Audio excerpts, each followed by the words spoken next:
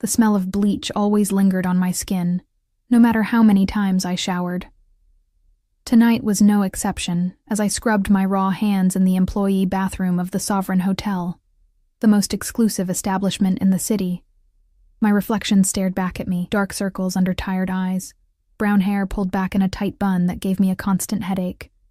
6 months of working double shifts had left their mark. "Sonia, you're needed on the 14th floor. The Imperial Suite needs turn-down service." Mrs. Reynolds, the head of housekeeping, barely looked up from her clipboard. "And for God's sake, fix your uniform. We have standards." I smoothed down the wrinkles in my black and white maid's dress, a relic from another era designed to make us invisible, while simultaneously marking us as servants.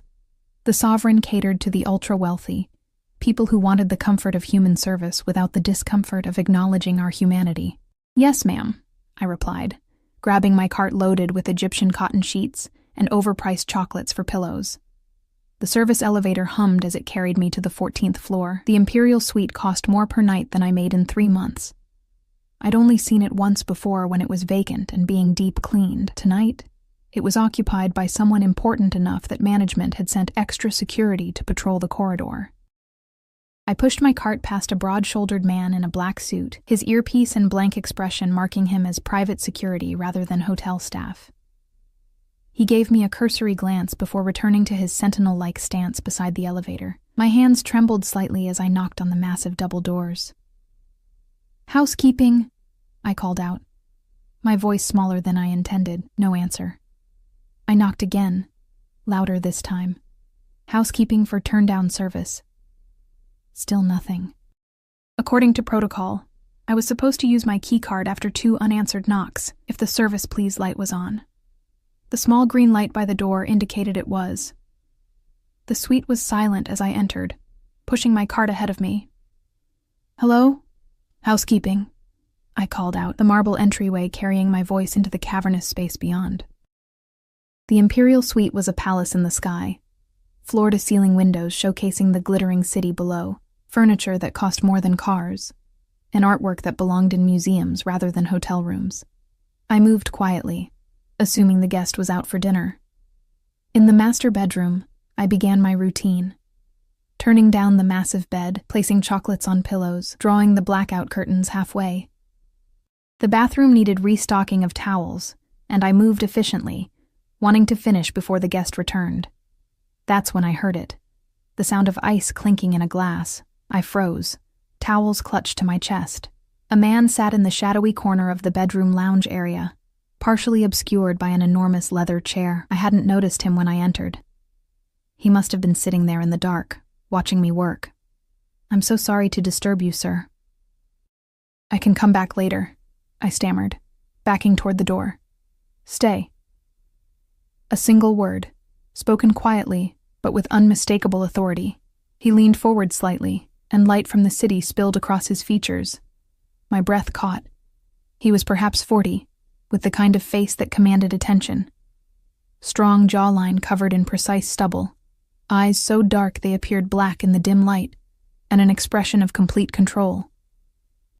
His suit was clearly bespoke, hugging broad shoulders before tapering to a trim waist. "Finish your work," he said, his accent subtle but distinct, Eastern European, maybe Russian. "I won't interrupt." I nodded and turned back to the bathroom, my heart hammering against my ribs. Something about him radiated danger. Not the obvious kind, like the security men outside, but something deeper and more primal. He was the kind of man who didn't need to raise his voice to be feared. I worked quickly, hyper-aware of his presence. When I returned to the bedroom, he was on his phone, speaking softly. I tried to make myself invisible as I finished with the bed. His eyes followed me as I moved around the room.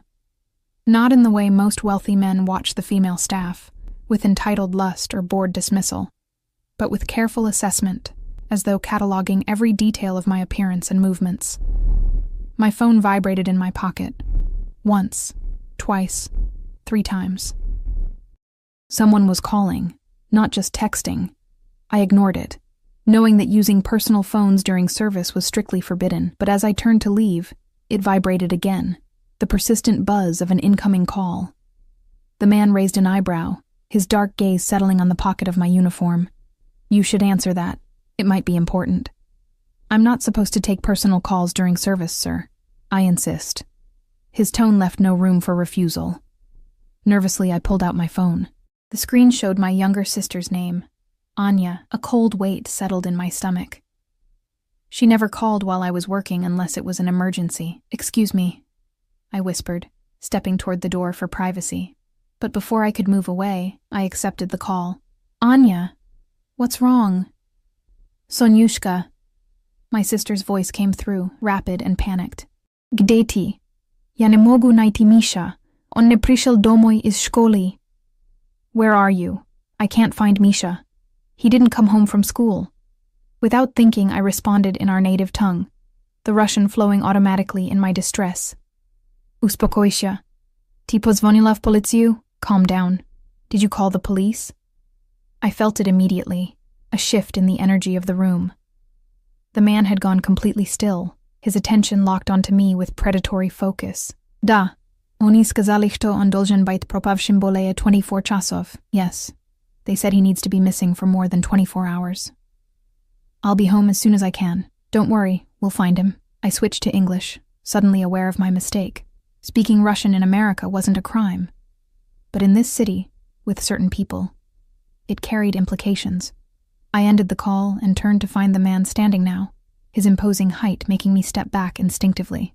My apologies, sir. Family emergency, I explained, desperate to leave. Your Russian is excellent. His voice had changed, carrying an edge I couldn't identify. Native speaker. Yes, I grew up speaking it at home with my family. We immigrated when I was young.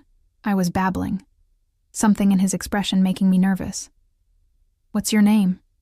He moved closer, and I caught the scent of expensive cologne mixed with something darker, whiskey and cigarettes. Sonia. I hesitated before adding, Sonia Petrova. Petrova, he repeated, as though testing the name. And where are you from originally? Sonia Petrova, a small town outside of St. Petersburg. I gripped the handle of my cart, ready to flee. I really should go. My nephew is missing. How old is your nephew? The question seemed oddly sincere, his brow furrowing slightly. 8. My voice cracked. He's only 8. Something changed in his expression. A flash of something almost like compassion, before his features hardened again. He reached into his jacket pocket and withdrew a sleek leather wallet. Before I could protest, he extracted several $100 bills. Take this. Use it to find your nephew. He extended the money toward me. I shook my head. I can't accept that, sir. Take it, he insisted, stepping closer until I could feel the heat radiating from his body. Consider it a tip for your discretion. The implied threat in his words wasn't lost on me. I accepted the money with trembling fingers. Thank you, I whispered, tucking it into my pocket. What's your nephew's name? He asked, his eyes never leaving mine. Misha. Mikhail. He nodded once, then turned away, effectively dismissing me. Good luck finding him, Sonia Petrova. I fled the suite, the weight of his gaze following me out. Only when the elevator doors closed did I allow myself to breathe. Something about the encounter left me deeply unsettled, as though I'd stumbled into a dangerous current that had been flowing beneath the surface of my ordinary life. By the time I clocked out, it was nearly midnight.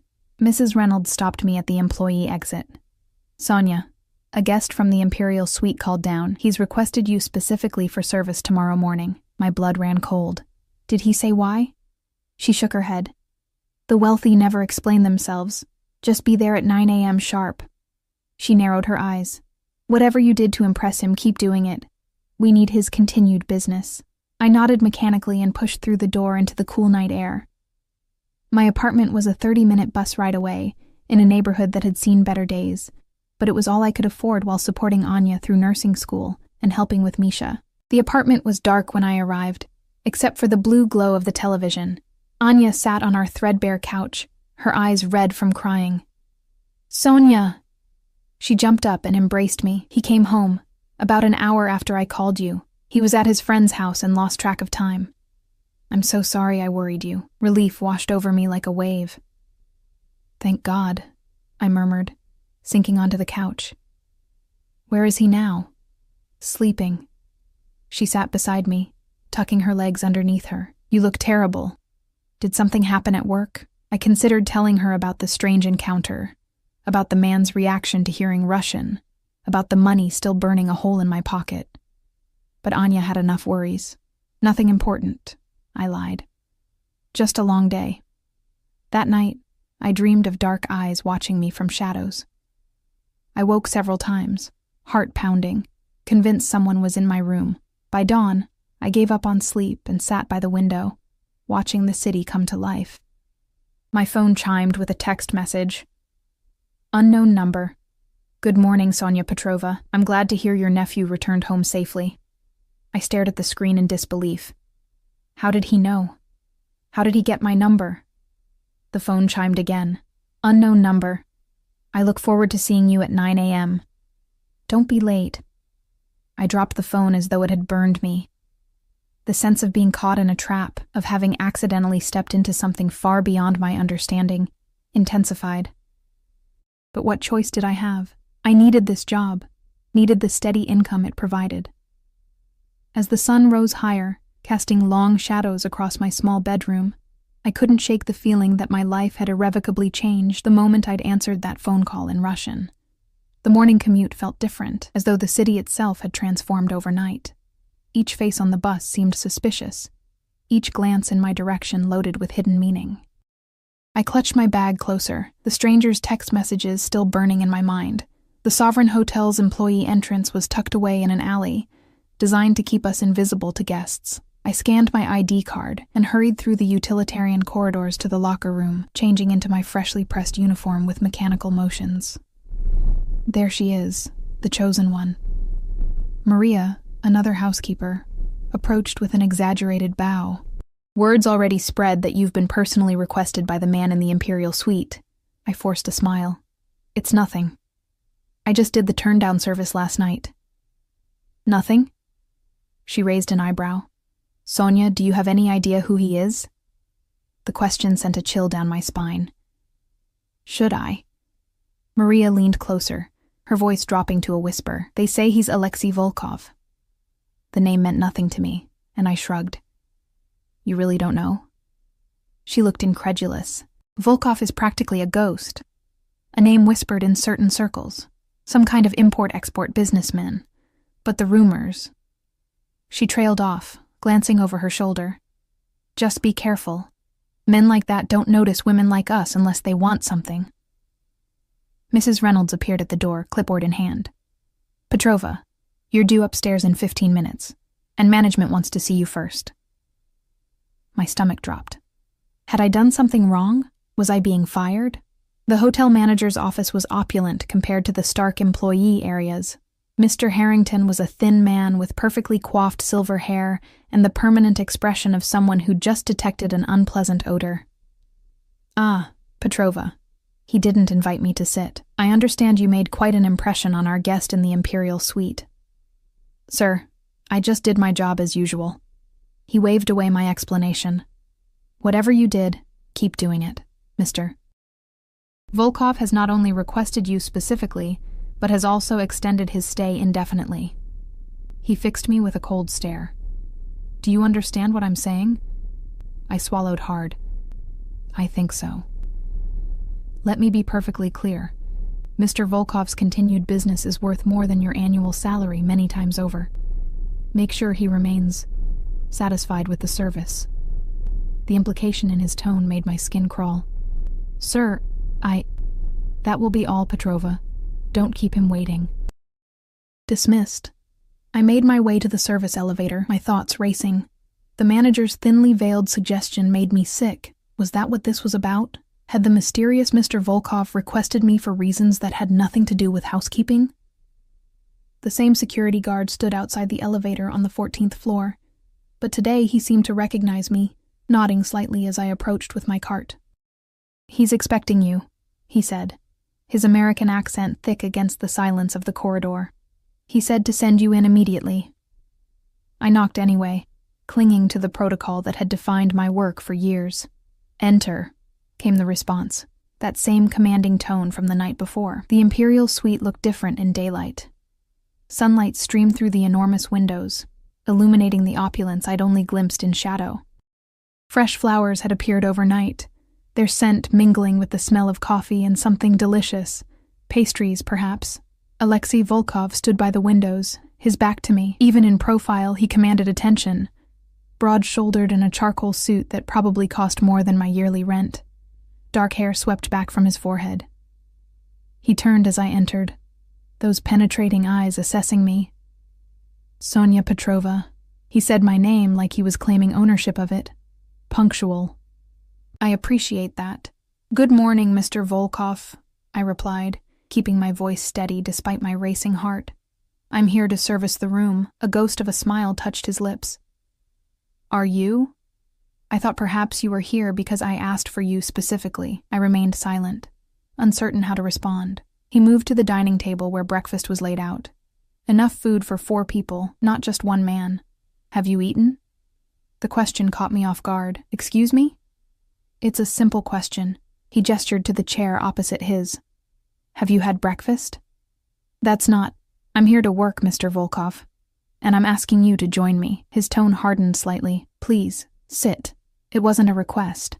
I hesitated, then slowly moved to the table, perching on the edge of the chair as though ready to flee at any moment. He pushed a plate toward me, pastries dusted with powdered sugar, fresh fruit, and small sandwiches cut into triangles. Eat, he commanded, pouring coffee into a delicate porcelain cup. I took a small pastry, my stomach growling despite my anxiety. I hadn't eaten that morning, too nervous about this very encounter. Volkov watched me eat with unsettling intensity. Your nephew, he said abruptly. He returned home safely? I nearly choked on the pastry. Yes, he was at a friend's house. He nodded, seemingly satisfied. Children can be unpredictable. How did you know? I blurted out before I could stop myself. About Misha coming home, and how did you get my number? A slow smile spread across his face, revealing perfect white teeth. Information is easily acquired when you know who to ask. That's not an answer. No, he agreed. It isn't. He took a sip of his coffee, his eyes never leaving mine. Tell me about yourself, Sonia Petrova. I set down the pastry, my appetite gone. There's nothing to tell. I'm just a housekeeper. A Russian housekeeper who speaks like a native but works in a luxury hotel in America.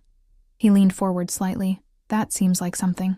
We immigrated when I was 12. My parents wanted a better life. And your parents? Where are they now? The question stung, as it always did. Dead. Car accident 6 years ago. Something flickered in his eyes. Recognition, perhaps, or sympathy. So you care for your sister and nephew alone?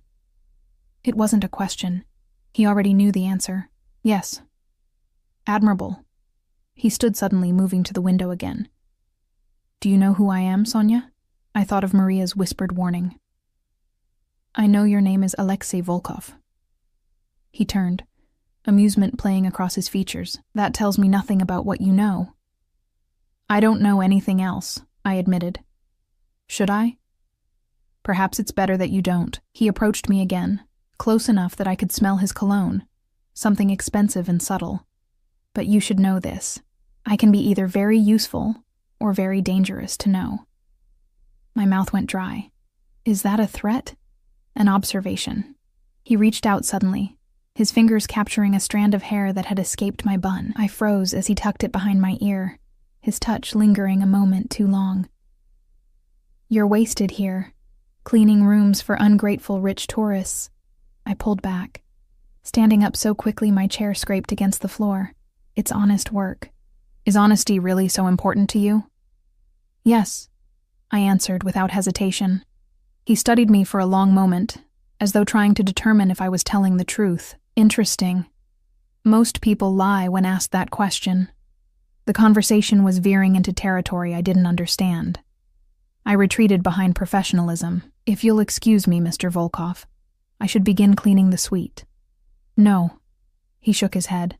That won't be necessary today. Confusion washed over me, but I was sent specifically. I requested your presence, not your services as a maid. He moved to a sleek briefcase on the desk, opening it to reveal neat stacks of documents. "I have a proposition for you, Sonia." Warning bells rang in my head. What kind of proposition? A job. One that pays considerably more than making beds and cleaning bathrooms. I took another step back. I'm not interested in that kind of work. His laugh was unexpected, deep and genuine. "Your mind goes to dark places quickly. I'm not offering you anything illicit or degrading." His expression sobered. "I need someone who speaks Russian and English with equal fluency. Someone unassuming, who doesn't attract attention."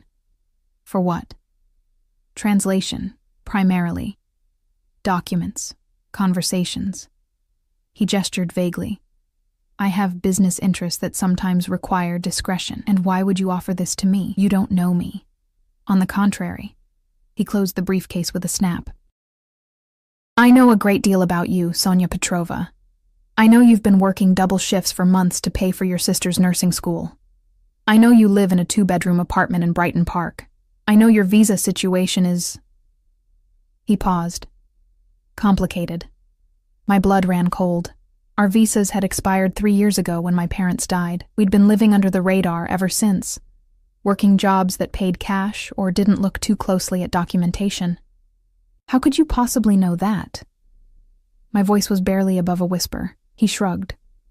"As I said, information is easily acquired." I backed toward the door. "I should go."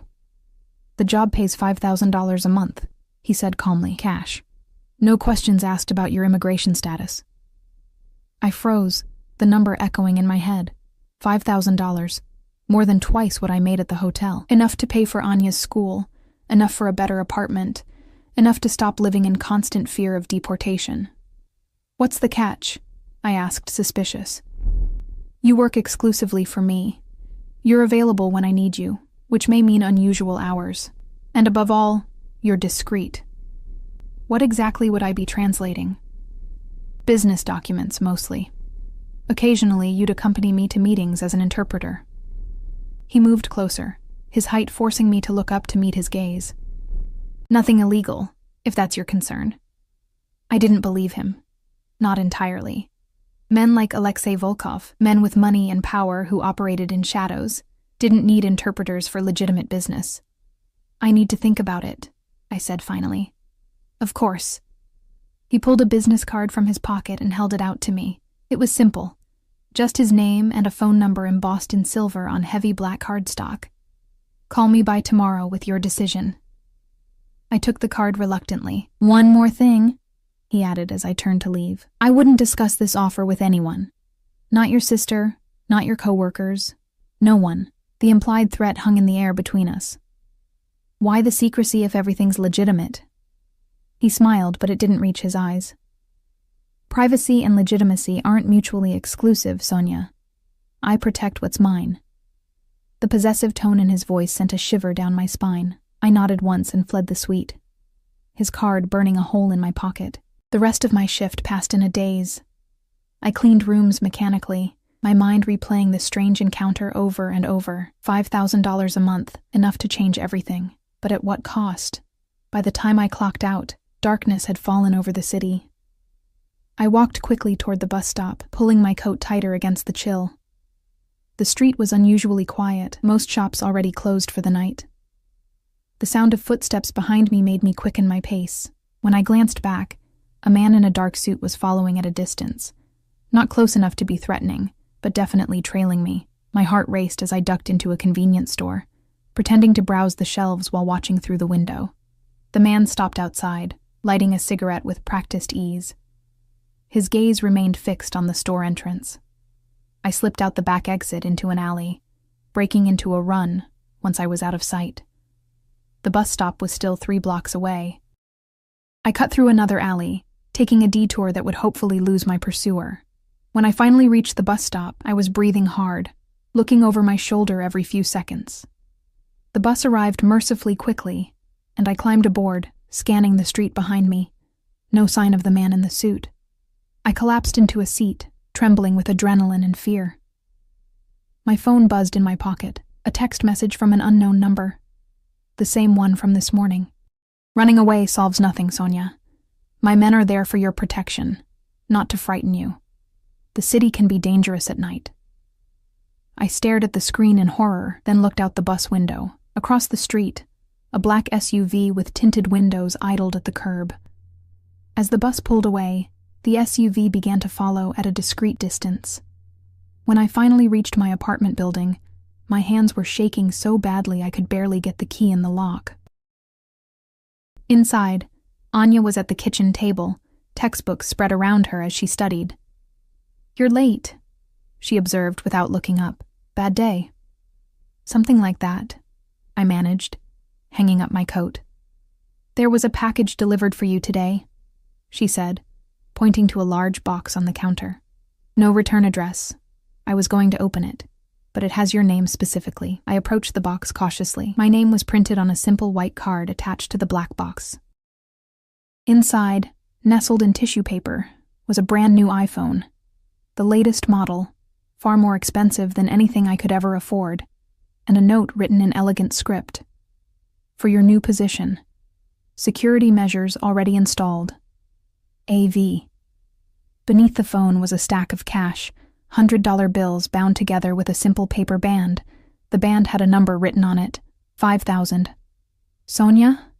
Anya stood behind me, her eyes wide as she stared at the contents of the box. "What is that? Who sent you a new phone and... is that money?" I quickly closed the box. "It's nothing. A mistake." That didn't look like nothing. Her voice was suspicious. "What's going on?" I said it's nothing. The words came out harsher than I intended, and Anya stepped back, hurt flashing across her face. "Fine. Keep your secrets." She gathered her textbooks and retreated to the bedroom we shared with Misha, closing the door firmly behind her. I sank onto the couch, the box clutched in my hands. Volkov was forcing my hand, eliminating my options one by one. The cash, the phone, the men following me, all of it sent a clear message.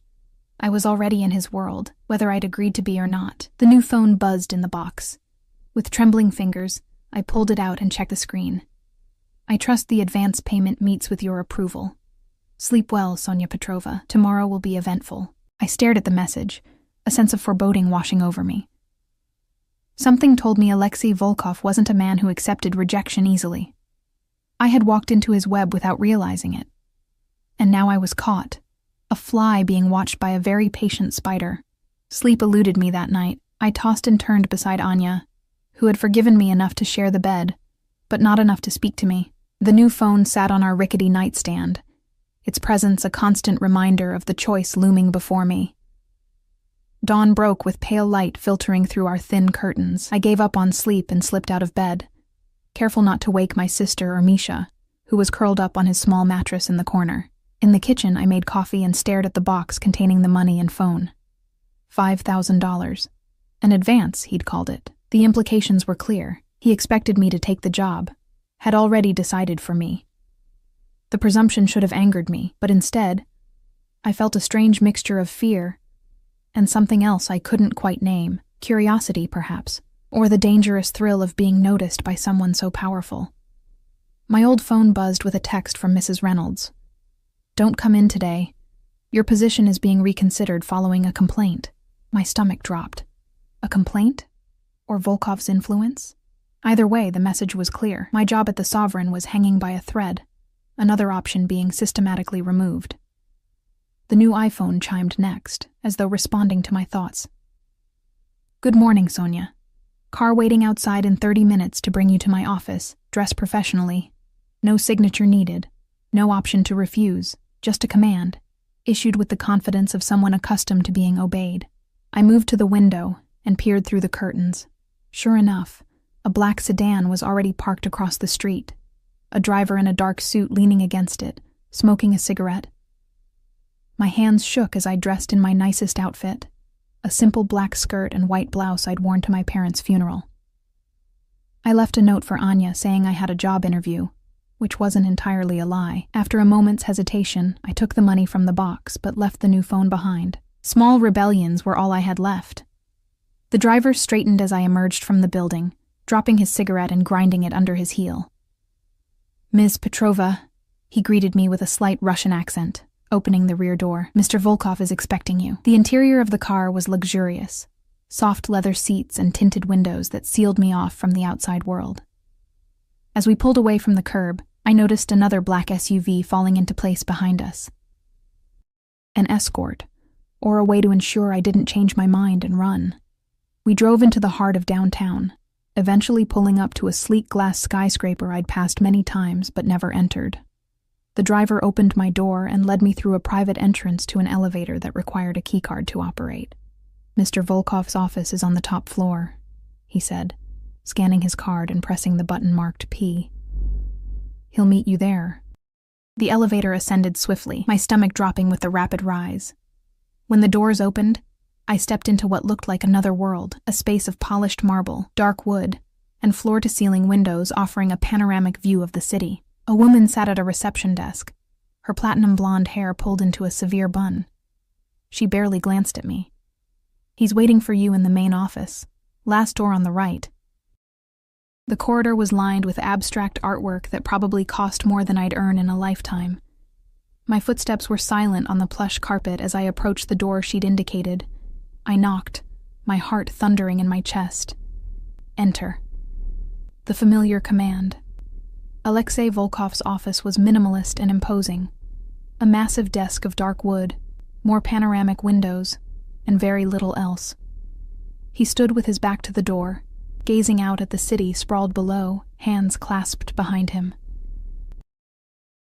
Unlike at the hotel, he wore no suit jacket, just an impeccably tailored white shirt with the sleeves rolled to his elbows, revealing strong forearms dusted with dark hair.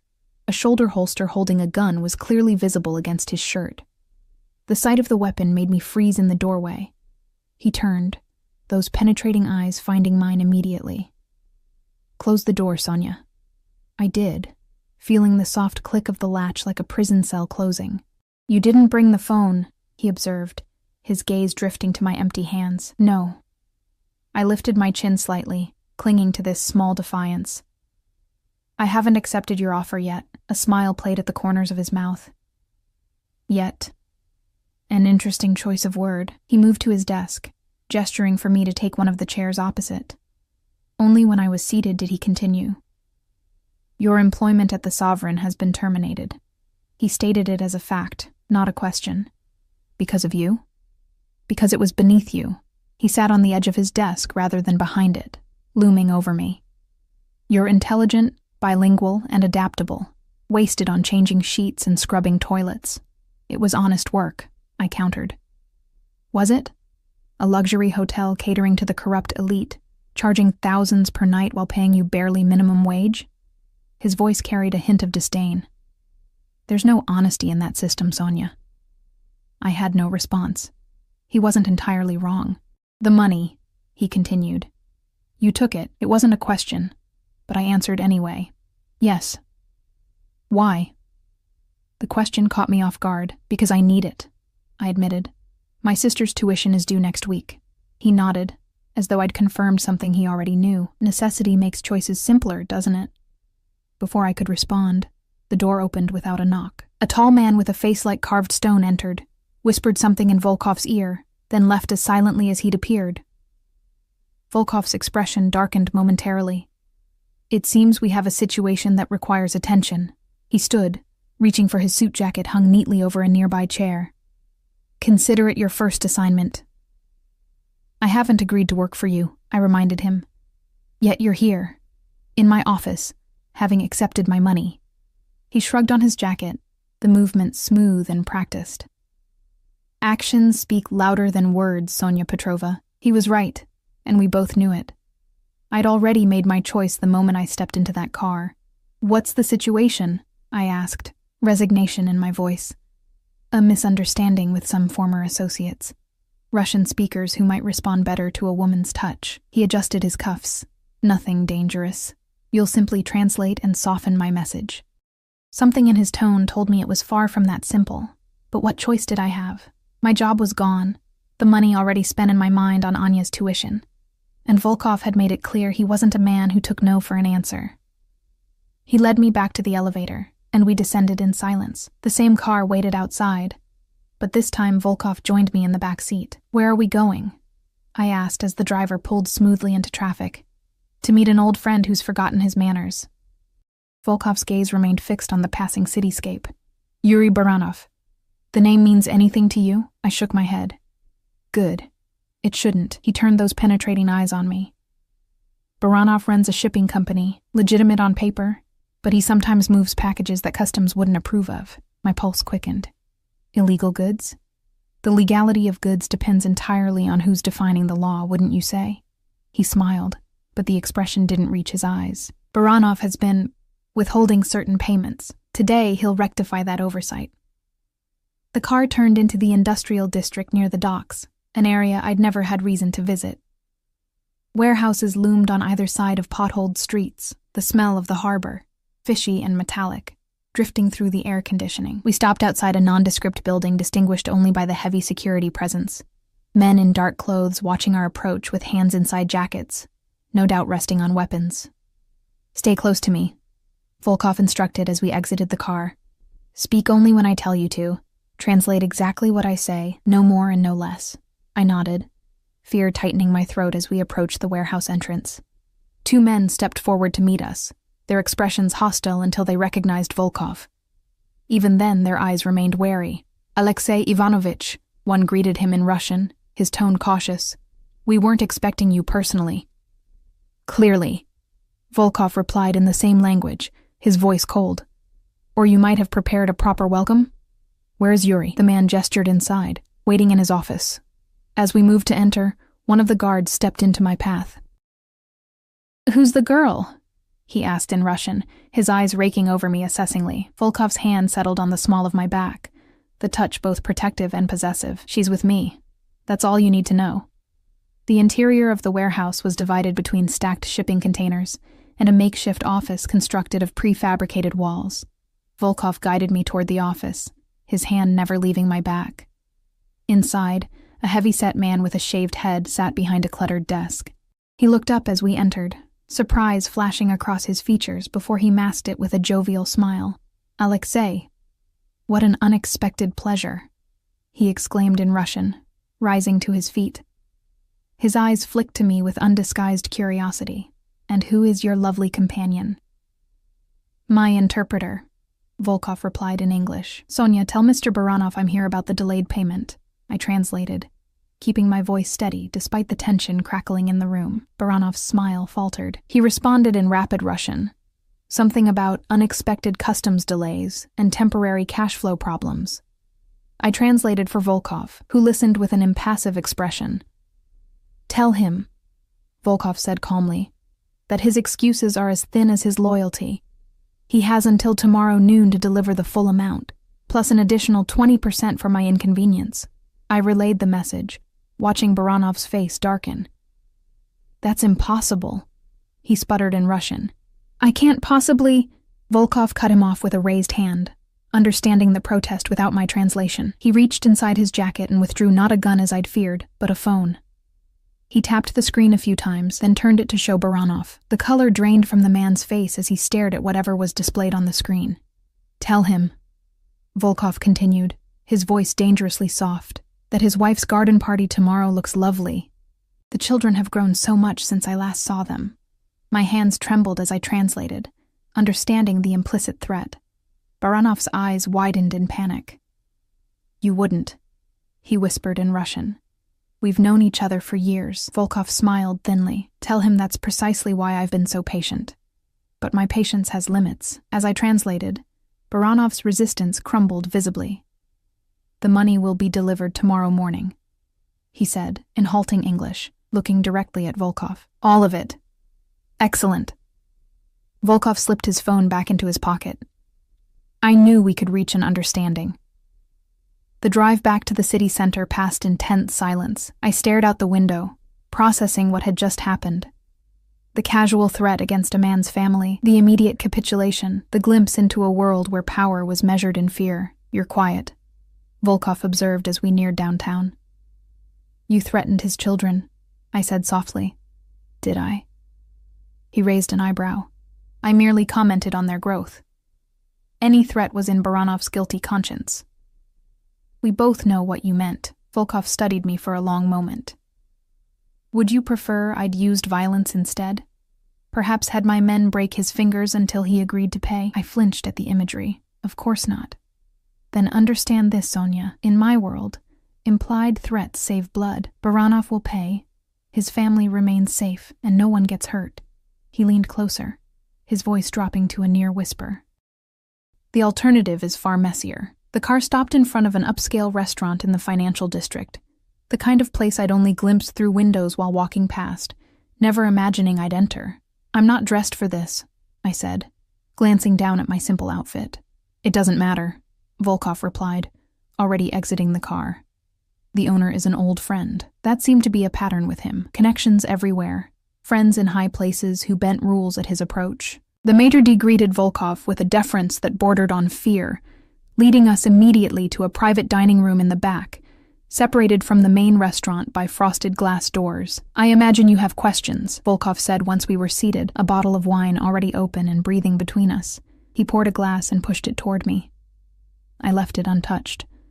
What exactly happened back there with Baranov? Business. He sipped his own wine. Nothing more complicated than ensuring agreements are honored. By threatening someone's family, his eyes hardened slightly. By reminding him of the consequences of dishonesty. Baranov knew the terms when he accepted my investment. Investment in what? I pressed, emboldened by the events of the morning. Volkov studied me, seeming to weigh his response. Import-export, primarily. My interests are diverse. Illegal imports, I clarified. A ghost of a smile touched his lips. In some jurisdictions, perhaps. The world isn't as black and white as you imagine, Sonia. A server arrived with food we hadn't ordered. Delicacies arranged artfully on fine china. Volkov thanked him in flawless Italian, another reminder of the worldliness that separated us.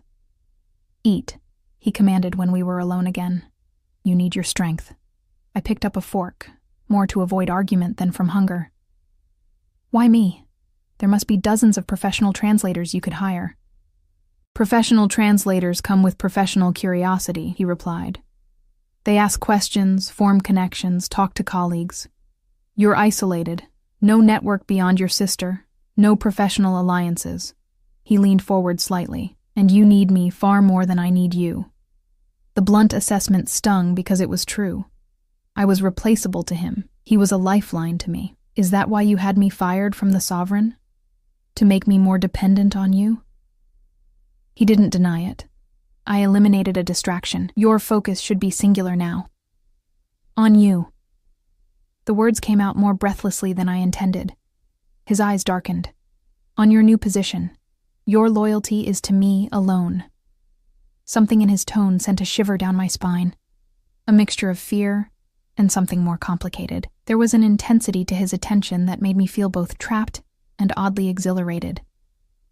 And if I refused? I asked, though we both knew it was a hypothetical question at this point. You won't. His confidence was absolute, not just because of the money, though that's significant. You're curious, Sonia, about me, about my world, about how far into the shadows you can step before losing yourself. The assessment was uncomfortably accurate. Despite my fear, there was an undeniable pull toward the danger he represented, a fascination with power I'd never possessed. The rest of lunch passed in tense silence. Afterward, Volkov instructed his driver to take me home, claiming business that required his attention. The separation came as both relief and disappointment. When I entered our apartment, I found Anya pacing nervously in the living room, her face pale with worry. Sonia. She rushed to embrace me. Thank God you're back. I thought... She trailed off, pulling back to search my face. Where have you been? There are men outside our building, men with guns. I saw them when I came back from class. My blood ran cold. What men? What did they look like? Big, scary, suits. They'd been watching the building all day. Her voice trembled. When I tried to ask what they wanted, one of them just said they were security and told me to go inside. What's happening? Is this connected to that package you got? Before I could answer, my new phone, the one I'd deliberately left behind, buzzed on the coffee table. Anya had apparently moved it there. I picked it up hesitantly. The security detail is for your protection. Recent developments make it necessary. Do not leave the apartment tonight, Sonia. Anya's voice was barely above a whisper now. What have you gotten involved in? I sank onto the couch, the weight of my new reality crushing down on me. It's complicated. Complicated? She snatched the phone from my hands, reading the message with widening eyes.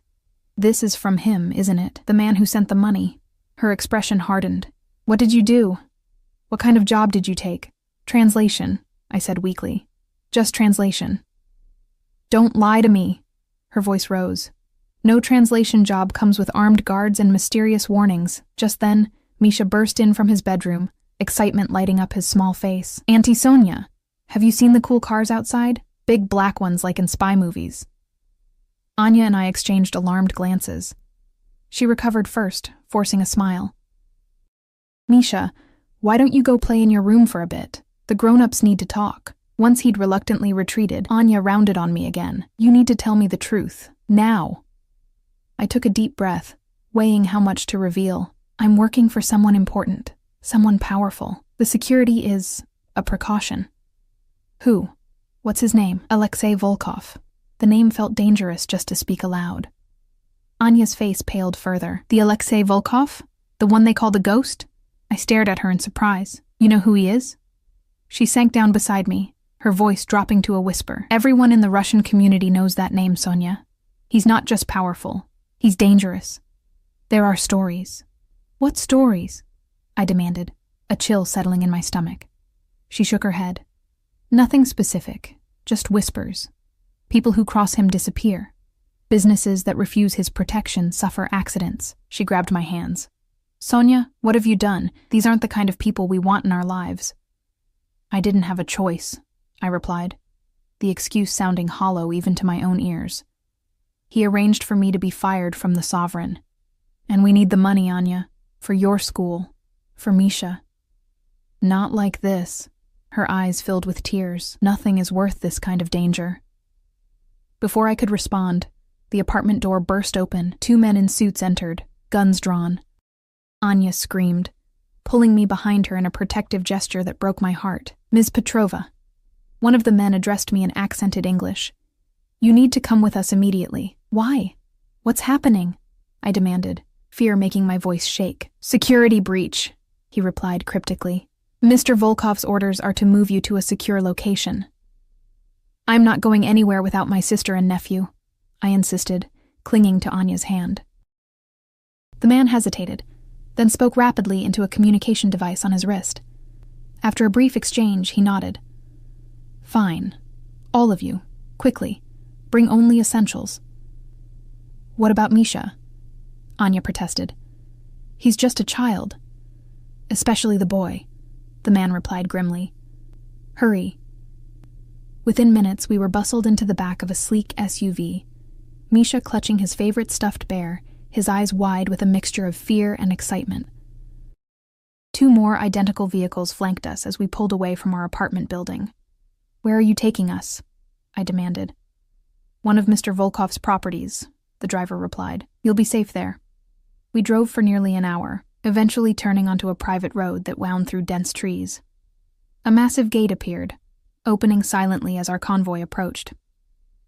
Beyond it stood a modern fortress disguised as a luxury estate, a sprawling mansion of glass and stone, surrounded by high walls and patrolled by more men in suits. The cars stopped at the front entrance, where Alexei Volkov himself waited, his expression grim. He opened my door personally, helping me out with a gentleness that contrasted sharply with the tension radiating from him. Are you all right? He asked, his eyes scanning me for injury. What's happening? I countered. Why did your men drag us from our home? His jaw tightened. Baranov's response to our conversation was less than professional. He made inquiries about you, detailed ones. Cold fear washed over me. What kind of inquiries? The kind that suggested he might try to use you as leverage. Volkov's hand moved to the small of my back, guiding me toward the house. His eyes shifted to Anya and Misha, who were being helped from the car. I apologize for the disruption to your family. It's a temporary precaution. Anya glared at him as she approached. Misha's hand clutched tightly in hers. You're the one who's put my sister in danger. she accused in Russian. Volkov responded in the same language, his tone respectful but firm. On the contrary, I'm the one protecting her from it. He led us into the mansion, through a soaring foyer with a crystal chandelier that cast prismatic light across marble floors. A woman in a simple black dress appeared, introducing herself as Mrs. Katya, the housekeeper. I've prepared rooms for everyone, she said in heavily accented English. The young man's has a view of the pool. She smiled kindly at Misha, who was staring around in awe. A pool? He exclaimed, his fear momentarily forgotten. Can I swim in it? Tomorrow, perhaps, Volkov replied, crouching to Misha's level. Tonight you should rest. It's been an exciting day, hasn't it? Misha nodded solemnly, studying Volkov with a child's direct curiosity. Are you a spy? He asked. Like in the movies? A genuine smile softened Volkov's features. No, not a spy. Just a businessman who sometimes has to be very careful.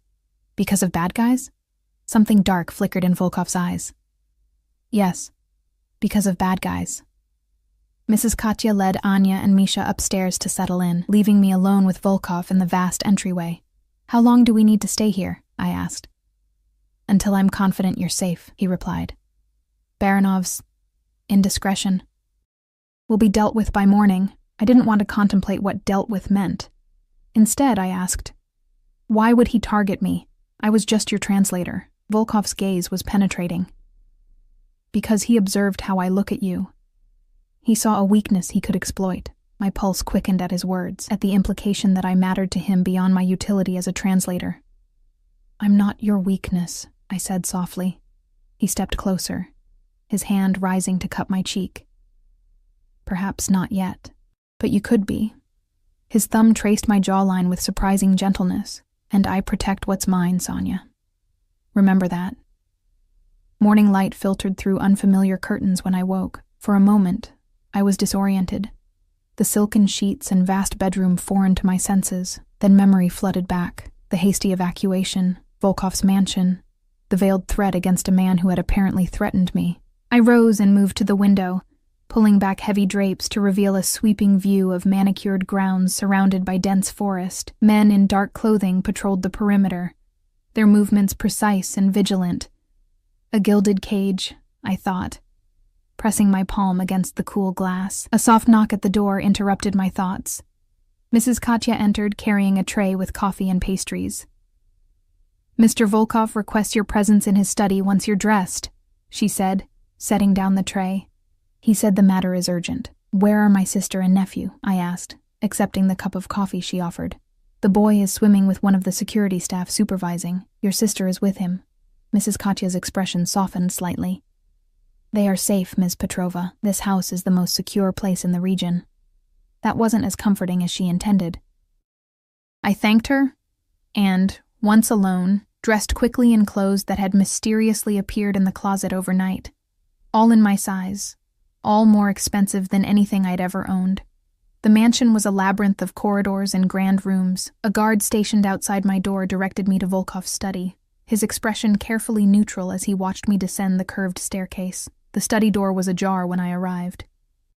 I knocked lightly before entering a room that seemed designed to intimidate. Dark wood paneling, walls lined with books in multiple languages, and a massive desk where Alexei Volkov sat reviewing documents. He looked up as I entered, fatigue evident in the shadows beneath his eyes.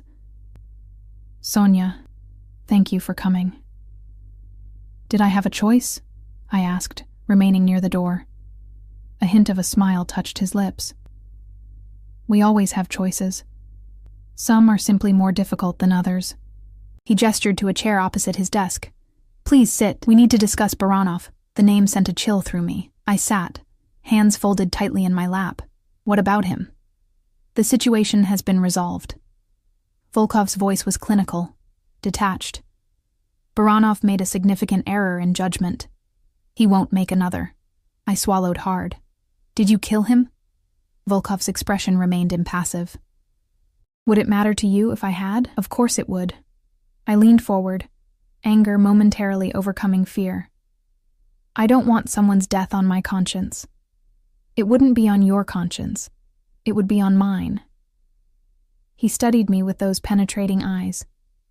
But to answer your question, no. Baranov is very much alive, though considerably less comfortable than he was yesterday. He's been removed from his position and will be returning to Moscow, where his family connections will protect him from more permanent consequences. Relief washed over me, though I wasn't entirely convinced he was telling the truth. The payment he owed has been transferred in full, with the additional percentage we discussed. Volkov closed the folder before him. But his actions revealed a vulnerability that needs to be addressed. Me, I said quietly. He nodded. You. As long as you live in that apartment, as long as your movements are predictable and unprotected, you represent a potential point of leverage against me. I'm nothing to you, I protested. Just an employee. If that were true, he replied evenly, you wouldn't be sitting in my home right now. I don't bring just employees into my personal sanctuary. He rose, moving to a sideboard to pour himself a glass of water. I don't typically involve myself directly in collection matters like Baranov's. I certainly don't personally threaten associates who fall behind in payments. Then why did you? He turned to face me, his expression unreadable. Because I wanted you to see. To understand the world you're now part of. And if I want no part of it? I asked, though we both knew it was far too late for that question. As I said, we always have choices. He approached, setting his glass on the desk.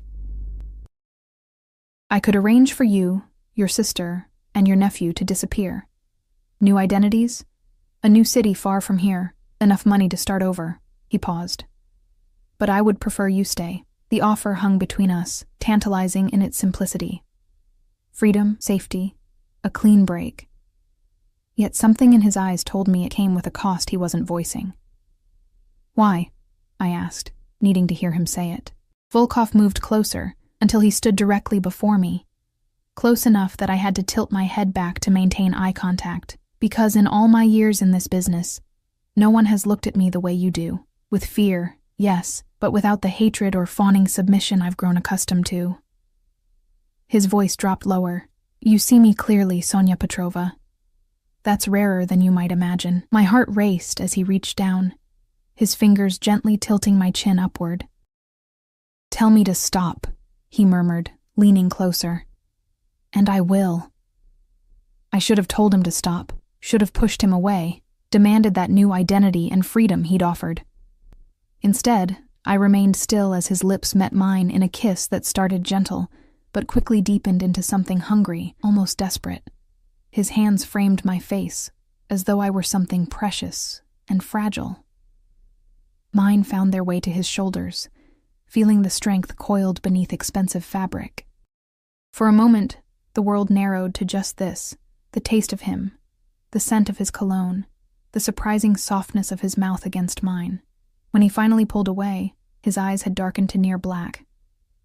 Stay, he said, the word somewhere between command and plea. Before I could answer, the study door burst open. One of his security men stood there, his expression grim. Sir, we have a situation at the gate. Multiple vehicles, armed men. They're demanding to speak with you. Volkov's demeanor transformed instantly, warmth vanishing beneath a mask of cold calculation. How many? At least 20 that we can see. Police credentials, but... The man hesitated. Not actual police. Volkov finished for him. He turned to me, all tenderness gone. Stay here. Lock the door behind me. Open it for no one but me. What's happening? Fear clawed at my throat. Baranov has friends in inconvenient places. He moved to a painting on the wall, swinging it aside to reveal a safe. After entering a combination, he withdrew a handgun. This is merely a negotiation tactic, nothing to concern yourself with. The casual way he checked the weapon suggested a familiarity that sent shivers down my spine. This was the reality of his world, violence and power so intertwined they were indistinguishable. My sister and Misha, I began, are being moved to the secure room in the East Wing. He tucked the gun into his holster. They'll be safe. He crossed to where I still sat, frozen with fear, and pressed a swift, hard kiss to my forehead. Lock the door, he repeated, then was gone. I moved to the window instead, drawn by the sound of vehicles approaching. 3 black SUVs had stopped at the main gate, where Volkov's security had formed a defensive line. Men in tactical gear spilled from the vehicles, weapons at ready though not yet aimed. A 4th car arrived, an expensive sedan that stopped behind the SUVs. From it emerged a lean man in an impeccable suit, silver hair gleaming in the morning sun. Even from a distance, something about him radiated authority. Volkov appeared at the gate, flanked by his own men. The silver-haired man approached alone, stopping a few feet from Volkov. Though I couldn't hear their exchange, the tension was visible in their postures. 2 predators circling, assessing weaknesses. I jumped at a soft knock on the study door. "Ms. Petrova," Mrs. Katya's voice called. "Mr. Volkov said to bring you to the others." When I opened the door, her kind face was tight with worry. "Quickly," she urged. "The situation outside is unpredictable." She led me through a maze of corridors to what appeared to be a panic room. Reinforced steel door, no windows, surveillance monitors showing different areas of the property. Anya sat on a plush sofa, Misha curled against her side. "Sonia!" Anya jumped up, embracing me fiercely. "What's happening? They wouldn't tell us anything." "It's complicated," I said, the understatement almost making me laugh hysterically. "Some kind of business dispute, with men carrying guns?" Anya hissed, keeping her voice low so Misha wouldn't hear. "This isn't a business, Sonia. It's something much worse." I couldn't argue. Instead, I turned my attention to the monitors, watching as the confrontation at the gate continued. More words were exchanged between Volkov and the silver-haired man. Then, unexpectedly, Volkov gestured toward the house. The man nodded, and both began walking toward the main entrance, leaving their respective security forces watching each other warily at the gate. "Who is that?" I asked Mrs. Katya, pointing to the silver-haired man. Her expression tightened. "Viktor Petrov. He and Mr. Volkov have history." "What kind of history?" She hesitated. "It's not my place to say." On the monitors, Volkov led Petrov into the house, to what looked like a formal living room. They sat opposite each other, no weapons visible, though I was certain both were armed. "Can we hear what they're saying?" I asked. Mrs. Katya looked scandalized. "Of course not. Mr. Volkov's privacy." "They're discussing me, aren't they?" I interrupted. "This is about me somehow." Her silence was confirmation enough. Hours passed in tense waiting. Misha eventually fell asleep, exhausted by the morning's excitement. Anya remained vigilant beside him, her eyes occasionally meeting mine with silent accusations. Finally, the panic room door opened. Volkov stood there, his expression impossible to read. "It's over," he said simply. "You can come out now." "What happened?" I asked as I followed him into the corridor, leaving Anya and Misha with Mrs. Katya. Petrov and I reached an understanding. He guided me back toward the study. Baranov works for him, or did. Apparently my former associate went crying to Petrov after our meeting, spinning tales about how I'd threatened his family. "You did threaten his family," I pointed out. A ghost of a smile touched his lips. "A matter of interpretation. Regardless, Petrov came to assess the situation. With armed men? A precaution, nothing more." We reached the study, and he closed the door behind us. Petrov and I have known each other for many years. We were able to resolve things amicably. Just like that. I didn't believe it for a second. Volkov moved to pour himself a drink. "Not quite. Concessions were made. Territory adjusted." "What kind of concessions?" He turned to face me, swirling amber liquid in a crystal glass. "Nothing that concerns you. It does concern me if it's about me," I insisted. He sighed, setting down his untouched drink. "Petrov was curious about my sudden interest in a hotel maid. He wondered if perhaps you were more significant than a mere employee." My breath caught. "And what did you tell him?" Volkov approached slowly, his eyes never leaving mine. "I told him the truth, that you are under my protection, that anyone who threatens you answers to me directly." "Why would you do that?" I whispered. He reached out, brushing a strand of hair from my face. "Because it's true. I'm not yours to protect," I said, though the words lacked conviction. "Aren't you?" His fingers trailed down my cheek to rest at the pulse point in my neck. Your heart says otherwise. He was right. Despite everything, the danger, the violence, the glimpses of a world built on threats and power, I was drawn to him in ways I couldn't explain or resist. What happens now? I asked. Now, he said, you make your choice. The new identities and fresh start I offered earlier, or he left the alternative unspoken. Or you, I finished for him. Your world. Your protection. Your bed. He didn't deny it. I won't pretend it would be easy. Men like Petrov will always exist. There will always be threats. But with me, you would never want for anything again. Your sister would finish her schooling. Your nephew would have opportunities beyond anything you could provide alone. A gilded cage is still a cage, I said softly. True. His hands came to rest on my shoulders. But some cages are more comfortable than others. And some... His voice dropped lower. Some don't feel like cages at all when the door is willingly closed. In that moment, looking into his eyes, I knew my decision had been made long before he asked, perhaps from the first moment in the hotel suite, when he'd commanded me to answer my phone. Some part of me had recognized even then that my life was about to change irreversibly. I stay, I said simply. We all stay. Relief flickered across his features, quickly masked. You won't regret it, he promised, pulling me against him. 6 months later, I stood at a different window in a different house, a seaside villa where the Mediterranean stretched blue and endless before me.